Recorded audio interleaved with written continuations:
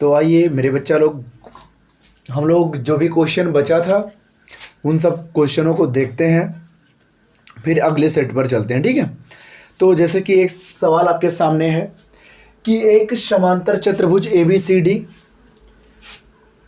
भुजा A D को बिंदु ई तक बढ़ाया गया तथा बी ई भुजा सी डी को बिंदु एफ पर प्रतिच्छेद करती है। जो ये बी ई भुजा है वो बिंदु किस पे प्रतिच्छेद कर रही है बच्चा लोग, ध्यान देना थोड़ा सा। तो वो बिंदु एफ पर प्रतिच्छेद कर रही है। हमको बताना है कि त्रिभुज ए बी ई जो होगा वो समरूप त्रिभुज किसके होगा, सी एफ बी के। बहुत ही प्यारा सवाल, बहुत ही आसान सवाल है, ध्यान से समझना बच्चा लोग। देखो यहाँ से आप लोग समझ सकते हो कि अगर देखा जाए तो जो चतुर्भुज ए बी सी डी में कहोगे समांतर चतुर्भुज, समांतर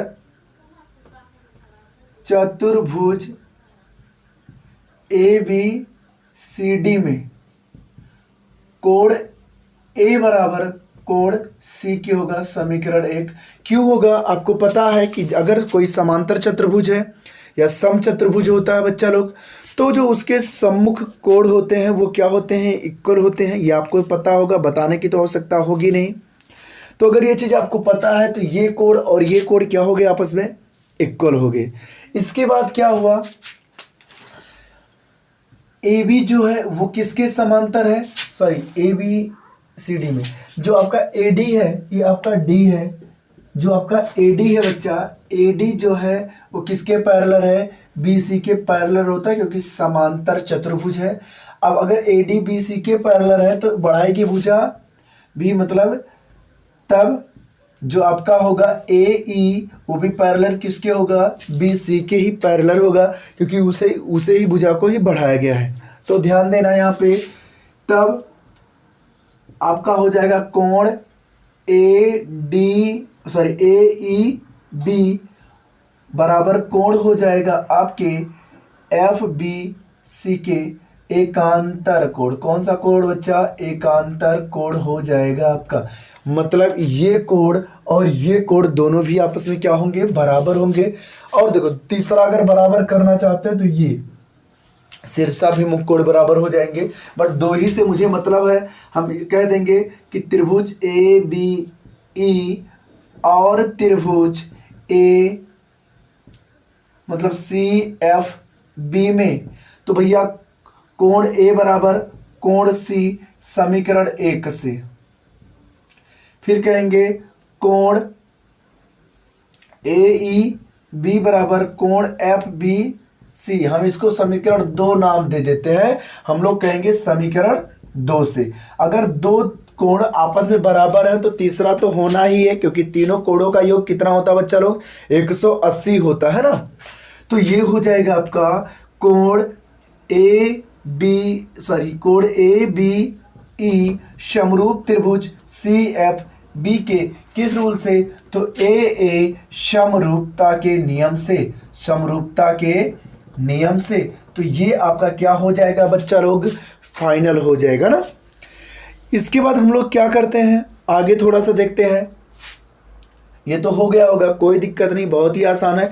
इसी का जैसा कि दूसरा सवाल कर रहा है कि समकोण त्रिभुज ए बी सी में कोण भी 90 अंश है, तो आप लोग स्क्रीनशॉट ले लीजिएगा और हम आगे चलते हैं। तो जैसा कि अगला सवाल आपसे कह रहा है,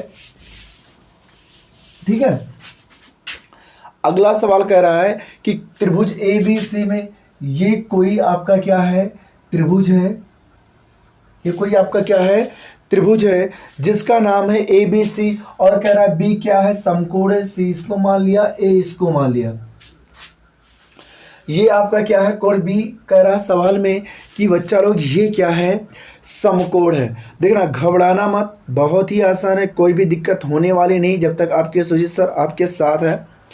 तो यहाँ से कह रहा है कि त्रिभुज ए बी सी में कोण भी समकोण है, क्या है, समकोण है। हमका सिद्ध करना है भैया, क्या सिद्ध करना है कि ए सी का square is equal to 4AD का स्क्वायर, 4AD का स्क्वायर माइनस 3 ए बी का स्क्वायर, नो डाउट। अब देखो इसके बाद सवाल में कह रहा है कि डी जो है वो बी सी का मध्य बिंदु है, मतलब डी सी का क्या है, मध्य बिंदु है। हम यहाँ पे क्या हो गया, आपका डी हो गया, ठीक है। तो चूंकि चूंकि जो आपका हो जाएगा, चूंकि डी बी सी का मध्य बिंदु है, मध्य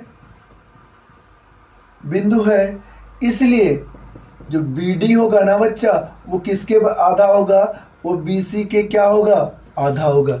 जो आपका ध्यान देना, जो आपका बी डी होगा, ये जो डी है बी सी के एकदम मध्य में है, अर्थात जो आपका बी डी की दूरी होगी वो किसकी आधी होगी, बी सी का क्या होगा बच्चा लोग, आधा होगा, ठीक है। यहाँ भी घबराने की थोड़ा सा भी आवश्यकता नहीं है आप लोगों को। अब आगे अगर बात करते हैं हम लोग सवाल पे, तो देखो त्रिभुज आप ले लेना ए बी सी में पाइथागोरस प्रमेय से, तो जैसे आप लोग बच्चा लोग पाइथागोरस प्रमेय लगाओगे, तो पाइथागोरस ए बी सी में लगा रहे हैं, तो ए सी का स्क्वायर इज इक्वल टू, मतलब होता है कर्ण का स्क्वायर इक्वल टू लंब का स्क्वायर प्लस आधार का स्क्वायर, इसे समीकरण 2 मान लेंगे, ठीक बच्चा लोग। फिर कहेंगे अगला त्रिभुज कौन सा है, ए बी डी भी है, त्रिभुज ए बी डी में, इसमें भी वही रूल लगाएंगे, कौन सा, पाइथागोरस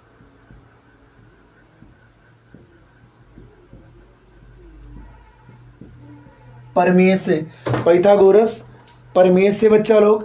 अब देखो यहाँ पे क्या कह रहा है, पाइथागोरस प्रमेय से, तो जैसे हम लोग करेंगे तो ये हो जाएगा क्या, ए डी का square equal to A B का स्क्वायर और प्लस बी डी का स्क्वायर। हम बोलेंगे बच्चा लोग समीकरण 1 से, तो ये हो जाएगा ए डी का square is equal to A B का स्क्वायर और प्लस बी डी की जगह पे क्या रख दोगे, 1/2 बी सी, स्क्वायर है तो स्क्वायर लगा दोगे, क्योंकि बी डी की वैल्यू 1/2 बी सी है, क्योंकि बी डी मुझे प्रूफ भी नहीं करना है इसलिए उसको हटाना है बच्चा, ये भी ध्यान देना। तो ए डी का स्क्वायर इज इक्वल टू हो जाएगा ए बी का स्क्वायर और प्लस 1/4 बी सी का स्क्वायर हो जाएगा, क्योंकि वर्ग करोगे तो 2 का 4, तो 4 इधर आएगा तो हो जाएगा 4 ए डी का स्क्वायर माइनस, अब देखो यहाँ पे आप क्या कर दोगे, 4 ए बी का स्क्वायर जब जोड़ोगे बच्चा, और यहाँ बचेगा सिर्फ बी सी का प्लस बी सी का स्क्वायर। थोड़ा सा अगर ध्यान देना तो यहाँ अब लिख दे रहा हूँ मैं, देखो ये हो जाएगा आपका 4 ए डी का स्क्वायर, 4 ए बी को इधर ले आओ तो -4 ए बी का स्क्वायर बराबर बी सी का स्क्वायर। यहाँ पे मुझे पता है आपको डिस्टर्ब हो रहा होगा, आप इन दोनों को जोड़ लेना, तो इसको यहाँ पे गुणा हो जाएगा, 4 ए बी का स्क्वायर हो जाएगा। फिर क्या करोगे, नीचे बटे में 4 रहेगा ही, तो 4 को जब इस पक्ष में लाओगे तो ए डी में भी क्या होगा, गुणा हो जाएगा, ठीक है। अब देखो बी सी स्क्वायर का मान समीकरण 2 में रखने पर, तो यहाँ पे हम रख दे रहे हैं वैल्यू, तो जैसे ही आप रखोगे वैल्यू बच्चा, तो देखो क्या मिलेगा आपको मिल जाएगा ए सी का स्क्वायर बराबर ए बी का स्क्वायर प्लस बी सी के स्क्वायर की जगह पे कितना, 4 ए डी का स्क्वायर माइनस 4 ए बी का स्क्वायर। अब देखो यहाँ से हो जाएगा ए सी का स्क्वायर बराबर 4 ए डी का स्क्वायर और -4 ए बी के स्क्वायर से जब ए बी का स्क्वायर घटाओगे तो -3 ए बी का स्क्वायर। यही हमको क्या करना था, प्रूफ करना था, जो कि क्या हो गया बच्चा लोग, प्रूफ हो गया, ठीक है। अब आगे चलते हैं इसके लास्ट क्वेश्चन पे, जो कि अथवा है में दिया है, तो आप लोग स्क्रीनशॉट ले लीजिए। तो कमेंट के माध्यम से आप बता सकते हो सर ऐसा करो वैसा करो, यहाँ पे दिक्कत है, लेकिन आप लोग बताते तो हो नहीं। और अगर नए हो तो चैनल को सब्सक्राइब तो कर ही दिया करो आप लोग, क्योंकि इतने समझदार हो। अब ऐसा भी नहीं कि नाच गाने का वीडियो चल रहा है, देखो भैया इससे आपकी लाइफ बन सकती है अगर आप मेहनत से पढ़ोगे, ठीक है। तो ऐसे चैनल को तो ज़रूर सपोर्ट करना चाहिए आप लोगों को। अब हम लोग क्या करते हैं, आगे चलते हैं अगले क्वेश्चन पर। तो देखते हैं अगला क्वेश्चन क्या कह रहा है। तो देखते हैं अगला क्वेश्चन कह रहा है कि 3 सेंटीमीटर त्रिज्या के एक वृत्त पर 5 सेंटीमीटर त्रिज्या के संकेंद्रीय वृत्त खींचा गया। संकेंद्रीय का वृत्त का मतलब है कि कोई 3 सेंटीमीटर का ऐसे वृत्त खींचा गया, ऐसे वृत्त है, उसके ऊपर 5 सेंटीमीटर, तो ये जो त्रिज्या है वो 3 सेंटीमीटर का है। इसी के ऊपर एक 5 सेंटीमीटर त्रिज्या का भी क्या किया गया है, वृत्त खींचा गया है, जो कि वृत्त सही से नहीं बन पाया है बच्चा लोग। तो जो भी इस तरीके से क्या है, इसके ऊपर 5 सेंटीमीटर का एक वृत्त खींचा गया। अब कह रहा है कि हमको स्पर्श रेखा, संकेंद्रीय वृत्त के किसी बिंदु से एक स्पर्श रेखा की रचना करनी है और उसकी लंबाई भी मापनी है। मतलब ये जो संकेंद्रीय वृत्त हमने खींचा है, इसके कहीं बिंदु से हमें क्या करना है, एक स्पर्श रेखा की रचना करनी है इस पर। तो हम लोग क्या करेंगे, मान लीजिए ये आपका ए है और ये आपका बी है, दूरी ले लेते हैं। ये 3 सेंटीमीटर है, इसके बीच में आपका क्या बचेगा, सिर्फ 2 सेंटीमीटर। फिर से मैं थोड़ा सा बड़ा कर देता हूं इसको, ऐसे। मतलब ये 3 है तो ये 2 ही बचा होगा ना, क्योंकि टोटल तो 5 ही है। अब करना क्या है, आप प्रकार ले लो और प्रकार को क्या करो, ए और बी के आधी से अधिक दूरी ले लो। कहने का मतलब ए बी का हमें लंब समद्विभाजक खींचना है। लंब समद्विभाजक खींचने का मतलब आप ए बी के आधे से अधिक दूरी लेकर एक कट ऐसे ऊपर मारो, एक नीचे मारो, इधर से भी एक कट ऊपर, एक कट नीचे। तो आपको जब इन दोनों को आप ऐसे हमेशा डैश डैश करके ही मिलाना, तो जब डैश डैश करके मिलाओगे तो ये ऐसे कुछ आएंगे, ठीक है, ये ऐसे कुछ आपके आएंगे। मान लेते हैं ये जो आएंगे वो यम बिंदु पर क्या कर रहे हैं, प्रतिच्छेद कर रहे हैं, ध्यान से समझना। फिर यम को क्या करना, यम और बी या यम और ए किसी की दूरी ले लेना, और चाहे यम से बी की दूरी लेना या यम से ए की दूरी ले लेना, और यम को केंद्र मानकर एक वृत्त की ऐसे रचना कर देना। एक वृत्त की क्या कर देना, रचना कर देना, जो पहले वृत्त को किस पे काटेगी, टी और एस पर काटेगी। फिर क्या करेंगे हम लोग, टी को बी से मिला देंगे और यस को भी बी से मिला देंगे। यही दो आपकी क्या हो जाएंगी, स्पर्श रेखा हो जाएंगी। ठीक बच्चा लोग, अब क्या करना, रचना आपको लिखना है। रचना कैसे लिखोगे, कहोगे 3 सेंटीमीटर के वृत्त पर एक संकेंद्रीय वृत्त 5 सेंटीमीटर का खींचा। ठीक है, संकेंद्रीय वृत्त पर कोई बिंदु बी लिया जो ए से मिलाया। फिर बोलोगे ए बी का लंब समद्विभाजक खींचा जो रेखाखंड ए बी को बिंदु यम पर काटता है। फिर लिखेंगे एम से ए या यम से बी किसी की भी दूरी ले लो, यम से ए या यम से बी की दूरी लेकर यम को केंद्र मानकर एक वृत्त की रचना किया जो पहले वृत्त या 3 सेंटीमीटर की त्रिज्या के वृत्त को एस और टी बिंदु पर काटता है। बी से टी तथा एस को मिलाया, अर्थात बी टी और बी एस ही क्या है, स्पर्श रेखा है। कह रहा स्पर्श रेखा की लंबाई बताओ, तो इसे यहां से मिला दो, ऐसे कहीं चाहे ऊपर मिला। तो ये आपको पता है 3 सेंटीमीटर वृत्त की त्रिज्या है, अर्थात केंद्र से अगर यहां तक जाओगे तो ये भी 3 सेंटीमीटर।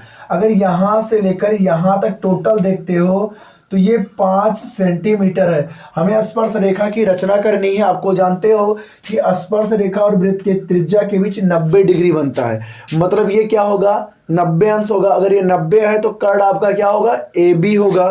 तो हम कहेंगे त्रिभुज टी ए बी में पाइथागोरस प्रमेय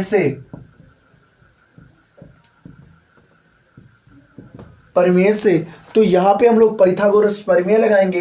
तो ये क्या हो जाएगा, ए बी का स्क्वायर बराबर ए टी का स्क्वायर और प्लस टी बी का स्क्वायर, ये हो जाएगा 5 का स्क्वायर और ये हो जाएगा 3 का स्क्वायर प्लस टी बी का स्क्वायर।